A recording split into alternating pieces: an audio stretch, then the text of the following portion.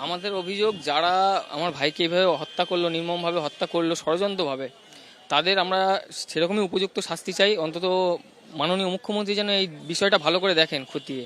6-7 জন মিলে ষড়যন্ত্র করে ওরা ওকে ফোন করলে পরে ফোন রিসিভ করে না। এবারে একজন, তার মধ্যে সূর্য নামে ব্যক্তি, সূর্য ব্রহ্ম বলে ওকে ডাকতে যায়। ও বাড়ি থেকে নিয়ে যায়, ওকে নিয়ে গিয়ে বিশালক্ষীতলা পালপাড়ার মাঝামাঝি একটি রাস্তা আছে, বাঁশবাগান, সেইখানে নিয়ে গিয়ে 5-6 জন মিলে ওকে নৃশংসভাবে হত্যা করে।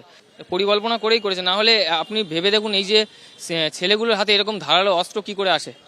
পরিবারের কাছে যদি সাপোর্ট না থাকে, এরকমভাবে অস্ত্র, প্রত্যেকের হাতে অস্ত্র ছিল। আমার ভাই ফুটবল খেলে আবার রাত্রিবেলা নাইট ডিউটি করেছে, ওইটুকানি বাচ্চা ছেলে মুরগির গাড়িতেও কাজ করেছে। এর বিচার আমরা চাই। শুভেন্দু অধিকারী মহাশয়ের কাছে আমার এইটুকানি পারতো না। আমি ভিক্ষা চাইছি আমার ভাইয়ের, যারা খুনি তাদের যেন বিচার হয়, না যেন বিচার পাই, যেন তাদের যেন কারাদণ্ড হয়, যেন ফাঁসিতে চড়ায় তাদেরকে যেন। আর যারা আমার ভাইকে মার্ডার করেছে তাদের সঙ্গে আমার ভাইয়ের কোনো সম্পর্ক নেই। যেই বন্ধুগুলো আমার ভাইকে ডেকে নিয়ে গেছে তাদের সঙ্গে আজকে ওই বন্ধুদের জন্যই ও গেল। আর এমনিতে তো ফুটবলের জন্য রয়েছে, আর বন্ধুদের জন্য গিয়ে আমার ভাই খুন হইলো। ফুটবল খেলা নিয়ে গন্ডগোলের সূত্রপাত হয় এবং তারপর গতকাল ছুরি দিয়ে কুপিয়ে খুন করা হয়। কিন্তু শুধুমাত্র ফুটবল খেলাকে কেন্দ্র করেই কি এই খুনের ঘটনা ঘটেছে, নাকি এর নেপথ্যে অন্য কোনো কারণ রয়েছে তা খতিয়ে দেখছে পুলিশ।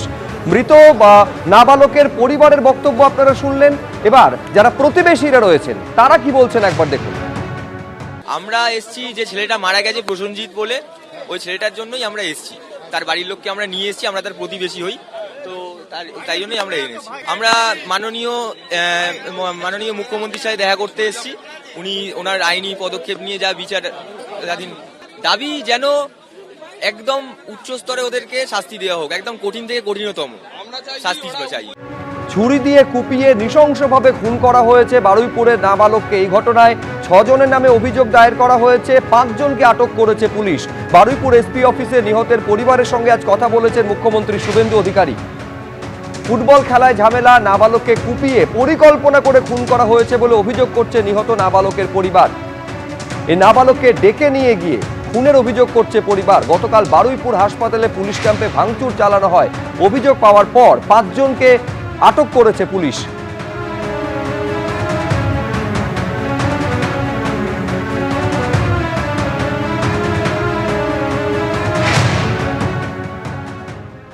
মুখ্যমন্ত্রী আমাকে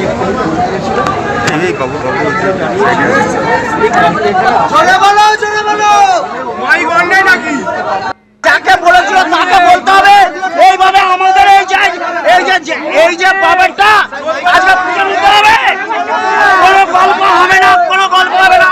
আরো একজন অ্যারেস্ট হয়ে গেছে, আমি কথা দিলাম তো, আরো একজন অ্যারেস্ট হয়ে গেছে, আরো দুটো টিম ওখানে রেড করছে, আমরা ধরে দেবো সবাইকে অ্যারেস্ট। ওই একটা ঘটনা ঘটেছে, এখানে একটা টেনশন ছিল, আমরা দেখে দিচ্ছি।